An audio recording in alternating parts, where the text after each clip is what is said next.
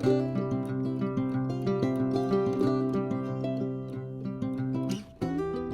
people, welcome to another vlog. Tonight I'm going to fetch my wife Gina. Closing kasi siya ngayon sa Starbucks. Doon siya nagwo-work, manager siya doon. And dala ko yung sasakyan, so ako ang susundo sa kanya ngayon. Backing up. Isa lang kasi yung sasakyan namin, so nag-share kami. Kaya kung sino may kailangan, ngayon galing ako sa therapy. As you know, ikwento ko na lang yung sa another vlog. Medyo madilim, pasensya na kayo, madilim, hindi nyo makikita. Na-aksidente kasi ako sa workplace ko kaya that's another topic that I will discuss on another vlog. Anyway, on my way to Gina. Malamig ngayon. Kaya kung todo yung jacket ko. Tatlong balot. Malamig ngayon. It's the middle of winter. Kaya ito, malamig. Yan. I'm sorry this video will just last for just a few minutes kasi bawal talaga yung gumagamit ng cellphone habang nagda-drive sinisingit ko lang to, pero anyway, ingat-ingat lang.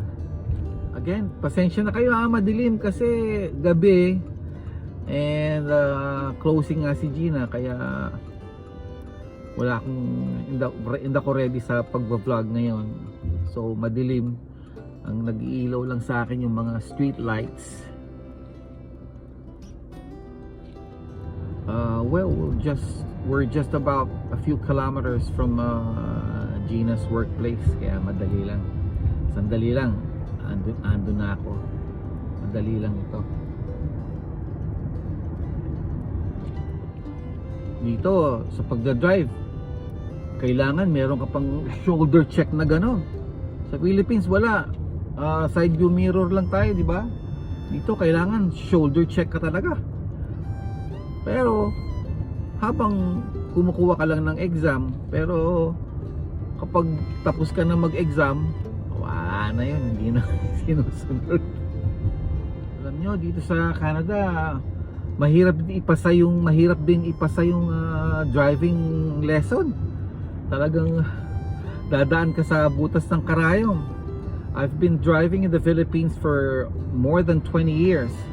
Pero dito, nawala yung confidence ko. Dahil, naku, ang hirap-hirap talaga. Ang daming rules. Pero marami din namang hindi sumusunod sa rules. Lalo na dito sa Richmond.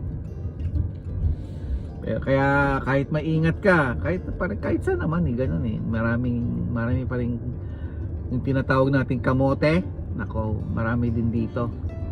Kamote, nako, ang dami niyan. Well, I'm halfway there. Drive lang. Ingat-ingat, baka makita tayo ng pulis. Bawal tong ginagawa ko. May tatawid.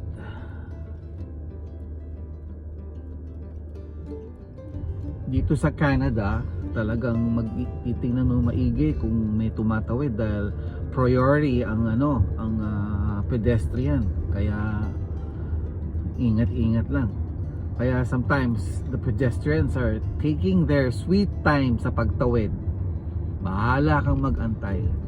Sila talagang tatawid lang yan ng mabagal pa yung pagtawid nila. Ganito sa Canada. Yan, malapit na ako. Ito, antayin ko na siya dito para tapos na. Yeah. And I'll end this vlog saying na ingat kayo lahat. And I'm here. So, see ya.